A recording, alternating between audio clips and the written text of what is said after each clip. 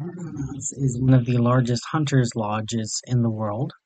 With nearly 200 ships and almost 1,000 members, the Argonauts focus on dealing with monsters at sea or from the sea. Just like the Coastal Guardians, they will deal with kaiju, leviathans, and primevalian beasts. Unlike the Coastal Guardians, however, they were not loyal to any one government. While most of their paying contracts were with governments, they also would protect people who couldn't afford to protect themselves. From protecting coastal towns from Draugen to clearing cruise ships of sufferers, from protecting human children from mermaid predators to protecting mermaid children from human predators, the Argonauts kept themselves busy, building a reputation for being a reliable hunter that people could rely on in even their darkest times. And while having a great reputation can come in handy when you want to strike fear in your enemies or inspire confidence in your allies, a great reputation doesn't stop bullets. Confidence doesn't make a monster's bite any weaker, and having allies doesn't help when you're dealing with a pathogen. Close allies turn into vicious enemies when they believe you're carrying a disease. It doesn't have to be a literal disease either. News of defeat, failure, and mistakes have a habit of spreading quicker than influenza, rendering even the staunchest of allies into unreliable flakes. And the news doesn't have to be accurate to have some of that same effect. Even rumors can ruin a reputation, and that is why rumors are shared slowly among the Hunters Guild. Sometimes, however, it isn't a rumor that can ruin a reputation, but the truth. The truth of mistakes, failures, and defeats can serve as powerful lessons, but that does not make them any less painful. While the Argonauts have a powerful reputation, that reputation is also tempered by the failure of one of their best crews. The incident that created Exclusion Zone 24, formerly the town of New Fisher in the Northern Forest. I am sharing this story not just so we can learn from this incident to keep another one from occurring, but to also remind everyone out there that feels like a failure, that even the best among us make mistakes, and even heroes learn. A week before the Argo 15 arrived in New Fisher, a member of the Forest Rangers reported to the Argonauts that no one had heard from the town in a long time, and that they were worried they were in danger. The town was in the territory of Forest Fiends, so there is a distinct possibility that the town was overrun. With the distance between the nearest ranger station and New Fisher, it was quicker for the Argonauts to check out the town. The Argo 15 had the same crew for nearly 5 years by this point, a crew whose names had been changed to protect the deceased. It was led by Captain Medea, a hunter who had experience on 3 different continents and who had over 50 confirmed monster kills. An experienced hunter who always prioritized innocent lives over killing the monster, and who was considered one of the best of the Argonauts. Her husband, Jason, was the investigator, a well-educated man who had 2 different PhDs in 2 different fields of mythology, along with a minor in marine biology. While at the time he had never killed anyone, he loved Medea deeply enough to follow her on her trips around the world, offering support both in an emotional sense and also by offering information on the creatures they ran across, earning Jason the nickname Lore Keeper. Because his weapon was always his notebook and a pocket knife he only ever used as a tool. The 2 support members of the Argonauts were the brother-sister duo of Apollo and Artemis. Little was known about them, except they were high school dropouts who worked the docks as soon as they turned 18, and when Medea offered them work as deckhands, they took it. They had proven to be reliable workers for the last 5 years, providing support as the crew of the Argo 15, and providing some support for the hunts. The town of New Fisher was once a company town, an outpost of the NF Lumber Company. producing lumber and fish for the company further south, until eventually the town gained its own charter, and while 90% of the town still worked for the NF company, was officially independent. The docks definitely showed the fact that it was a company town. The ships meant for carrying the lumber and the fish for the company were massive ships meant for carrying hundreds of tons, while the few civilian boats were little more than dinghies with a motor. The dock was deserted, pallets full of rotten fish that were buzzing with flies, but none of the seagulls were eating the fish, nor were any of the thin cats nor dogs interested in any of the fish that lay on the docks and on the ships. "Something is wrong with the fish," Jason observed as the others nodded, and he explained his thought process. "Judging by how rotten the fish are, it's been at least 7 days out in the sun, but with how thin the birds, cats, and dogs are, that means not only are they not eating the fish, but they aren't eating most of the food in town. So there is something in the fish that wildlife can sense and don't want to consume. It might be a chemical spill, heavy metal, parasite, or something else. The fact that the fish aren't moving means that they didn't die here. They died out at sea. Artemis, please investigate some of the fishing boats to find the last location they were fishing at. That might give us a clue," Jason said as he tapped his chin, and he pointed into the town proper. "I think we should start at the church, and if we don't find anyone, we then try town hall, and then the ranger's post. If there are any survivors or answers, we should find them there. And everyone remember, we need to be back at the boat an hour before sunset. When the sun sets, we don't want to be in town. If there's fiends, we don't want to encounter them," Jason said with a knowing nod, shared with everyone on the Argo. Undead were unpleasant to deal with, and the fiends especially so. They feared sunlight and heat and little else. Unlike most forms of undead, they could repeat actions in death that they did a lot in life, including using tools, weapons, or their own work. They were also invulnerable to holy items, and for whatever reason, the curse, spell, or whatever brought them back to life only applied to things that died in this part of the northern forest. So dead things brought in didn't come back to life, but it also meant that anything undead that left this part of the forest stayed undead as well. The only reason the Forest Fiends weren't further spread was because the plants of the northern forest would quickly grow over any fiend that stopped moving for more than a few minutes, rendering most of these zombies little more than fumbling fertilizer, since most decayed too much to move in mere days. It was only with the advent of towns like New Fisher did the fiends become a threat. With less plant life in the towns, especially inside the buildings themselves, the fiends could last longer and prove deadly to the people. Because of this fact, most towns in the northern forest would tie together the feet and hands of their dead to keep them from escaping after death, and burials were often done without a casket to allow roots easy access to the squirming bodies. Still, even with careful preparation, every once in a while the fiends would wipe out a town or village. All it takes is just one fiend to go unnoticed long enough to kill a few more people, who then become fiends, and then those fiends went on to kill a few more people.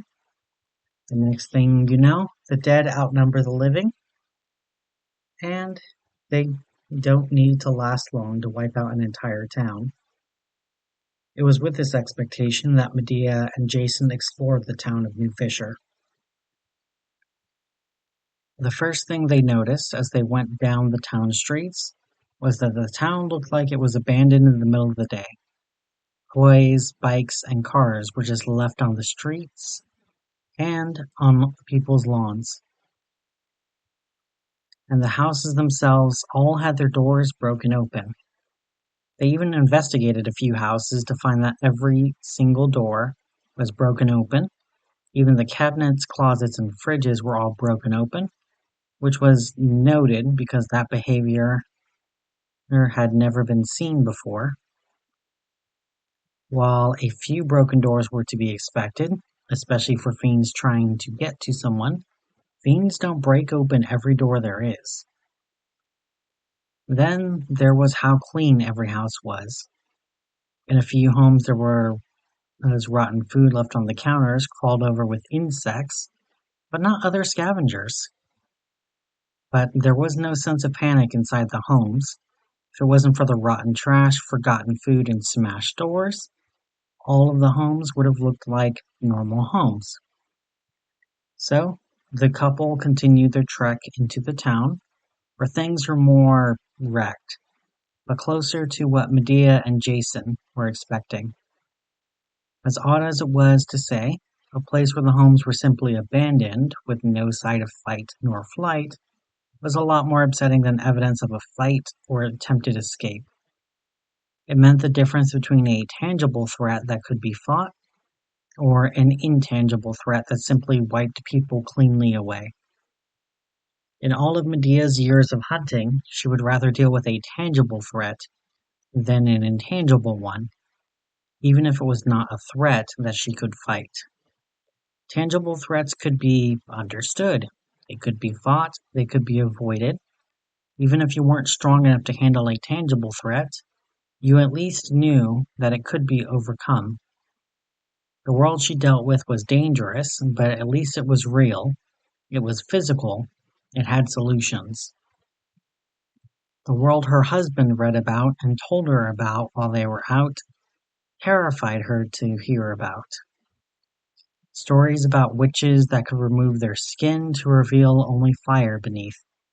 Stories about shapeshifters that could steal artistry from gods.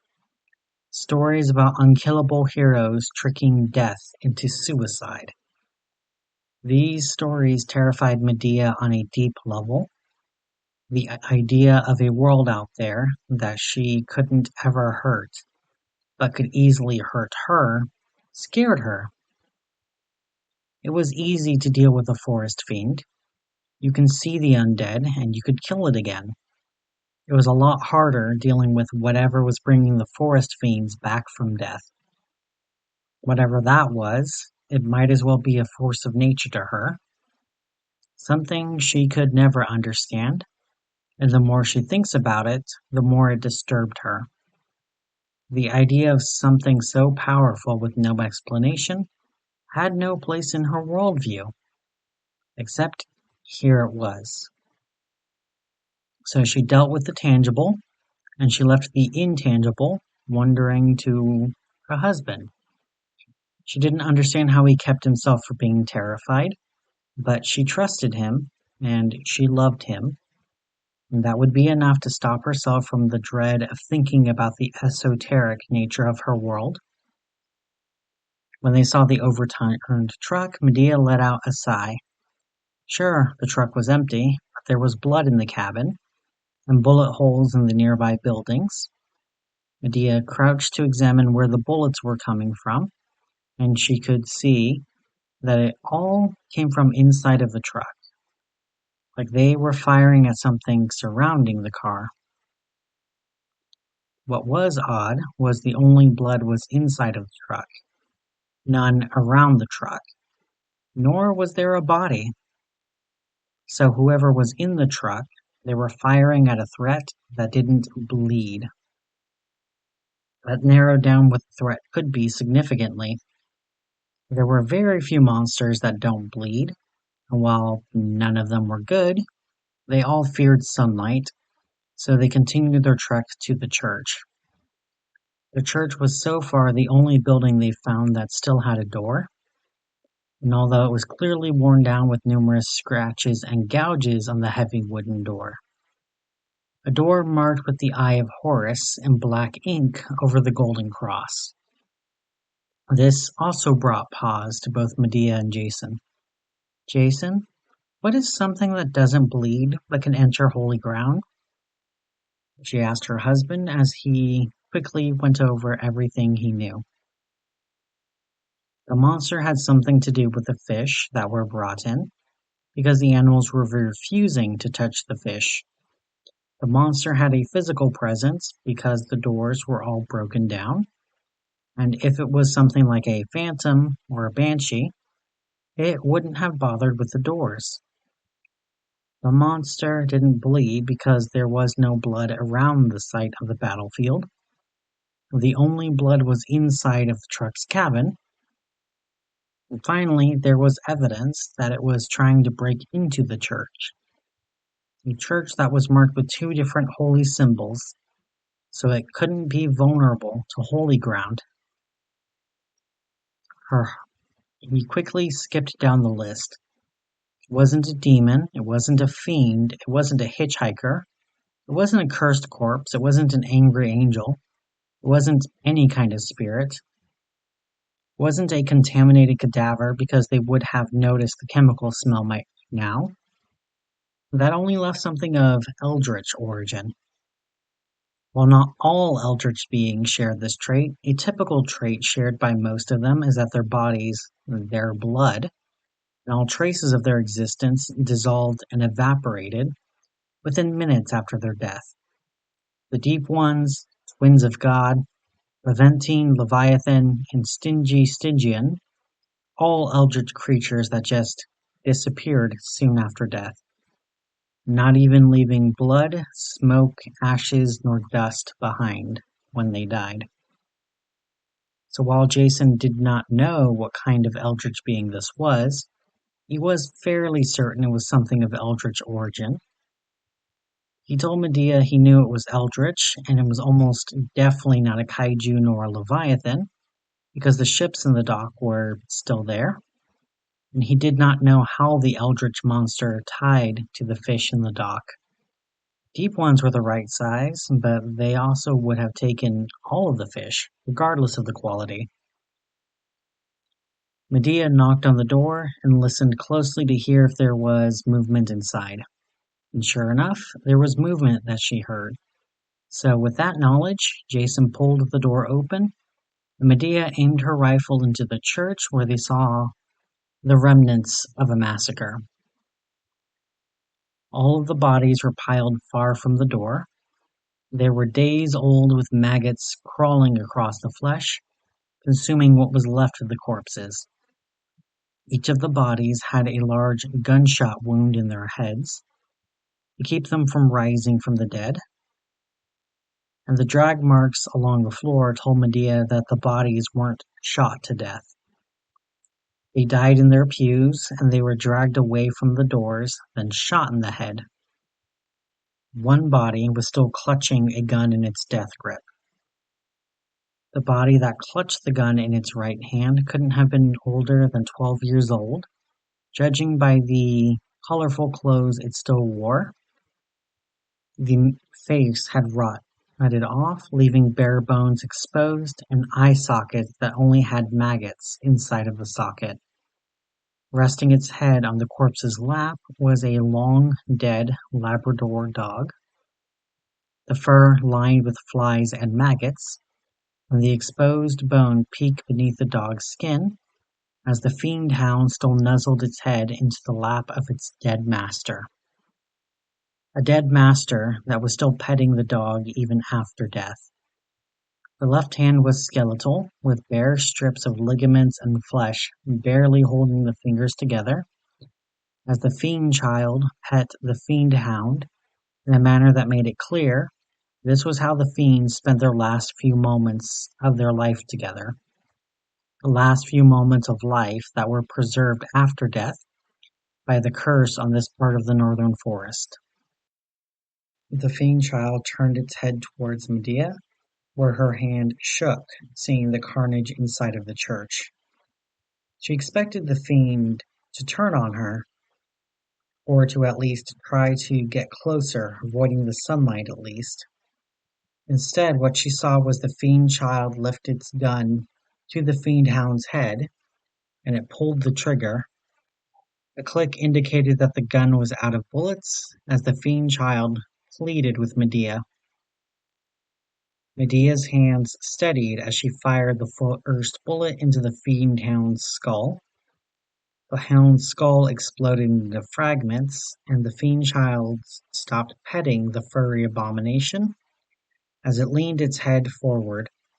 Loose maggots fell from its eye sockets onto the body on its lap. Its head was offered to Medea as she fired into the fiend child's skull. The body slumped forward without its head. Medea glanced around the inside of the church for another moment, and other than the movement of the flies and maggots, there was nothing. But she turned away, and Jason put on his own mask before he went into the church. When people find out that they are dying, they tend to leave notes, journals, or some kind of record of who they were or what happened.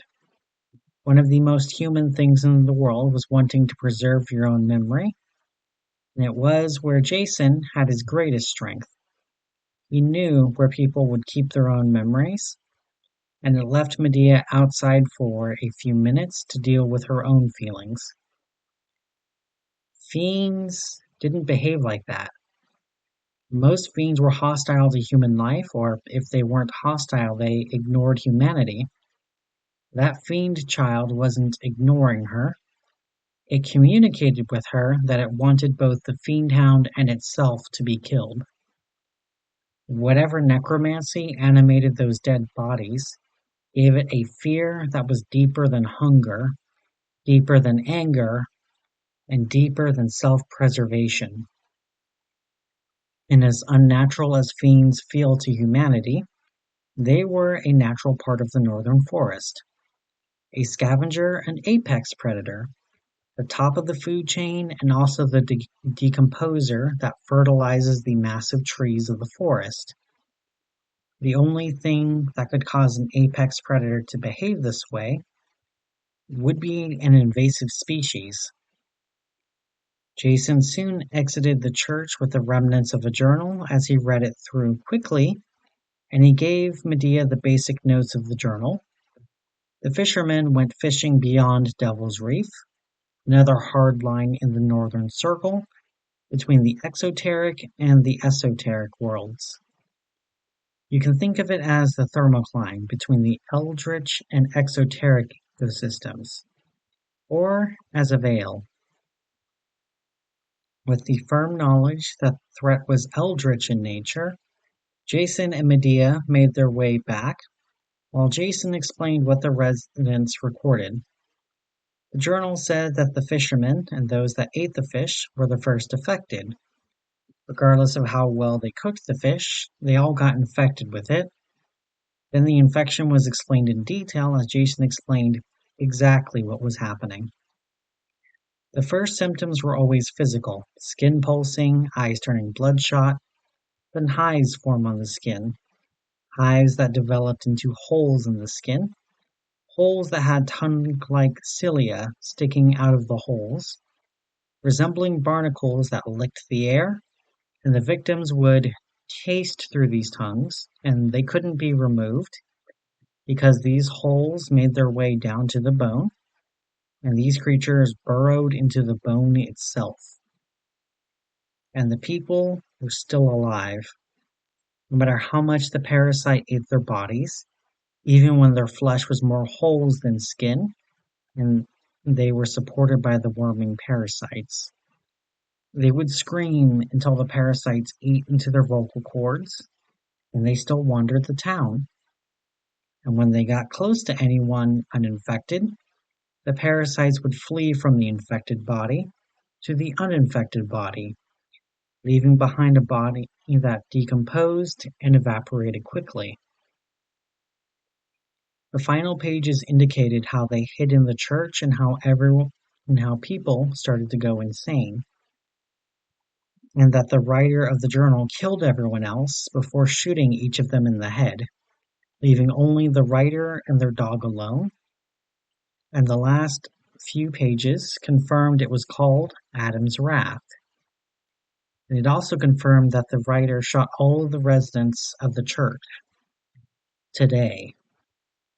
So even though they had been dead for a long time, the rider let them walk, eating their falling flesh until letting himself die, possibly hours before the Argonauts arrived, possibly minutes before they arrived. With how rotten his body was, though, that could have only happened if the rider had already been dead, probably for days at least, if not weeks, which should not be possible. Fiends don't write, they don't operate guns, and they certainly don't operate radios. Whatever undead that boy was, it wasn't a fiend, and it wasn't Adam's wrath. It wasn't anything the Argonauts are familiar with, and it isn't anything that the journalist is familiar with. Adam's wrath was the word that was the final clue Jason needed to identify what the threat was. Adam's wrath was a parasitic species that superficially resembled barnacles, but the parasites had several life stages. They were born as microscopic organisms that would be eaten by planktivores, where they would grow in the fish and then get eaten by bigger and bigger fish until finally they were ingested by leviathans, kaiju, krakens, and other similar gigafauna, where the parasites would grow to their full size as human-sized parasites, feeding on gigafauna blood, usually unnoticed by the host. However, humans were obviously a lot smaller than kaiju, so they would be completely eaten by the parasites. The only good news was that Adam's wrath wouldn't get a chance to grow to their full size, so they wouldn't be unable to reproduce.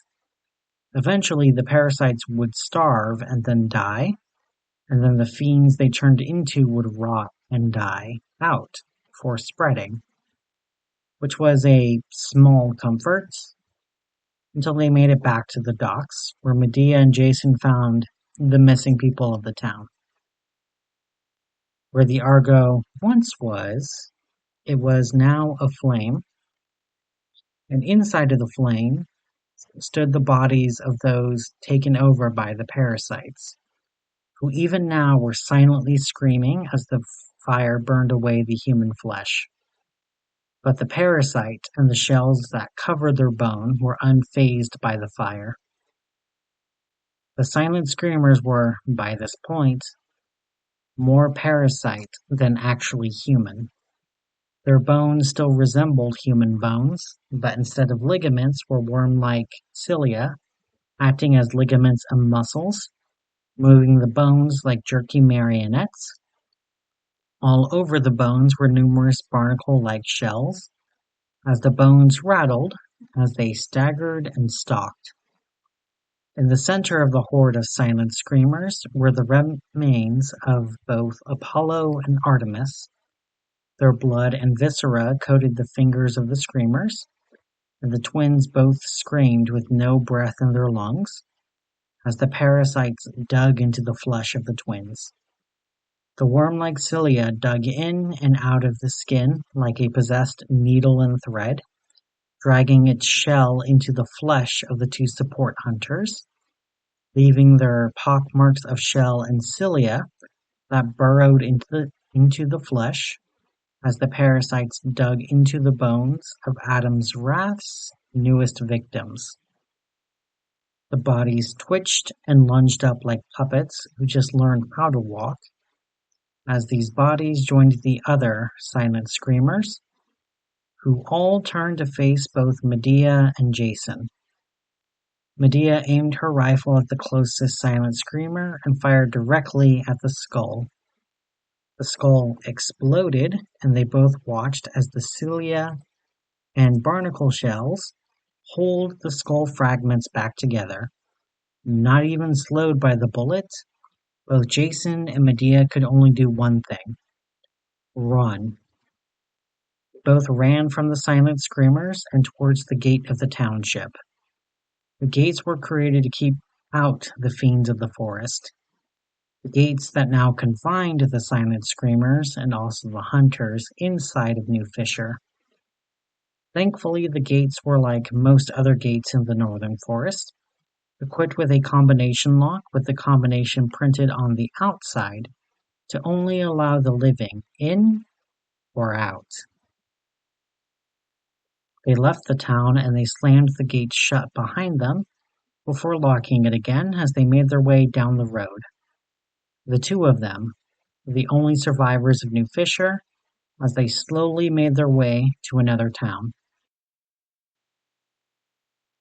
After Jason and Medea shared their story to the next nearest town, a mixed force of Forest Rangers, Vanguard, and Argonauts returned to New Fisher, only to find the town burned down and infested with Forest Fiends with no silent screamers to be found.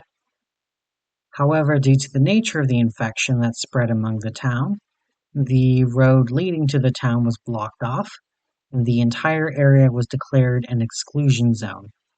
No one allowed in, and no one allowed out. Jason and Medea continued to work for the Argonauts, but New Fisher is still considered a dark page for their long history of hunting. Nobody got in, and nobody got out.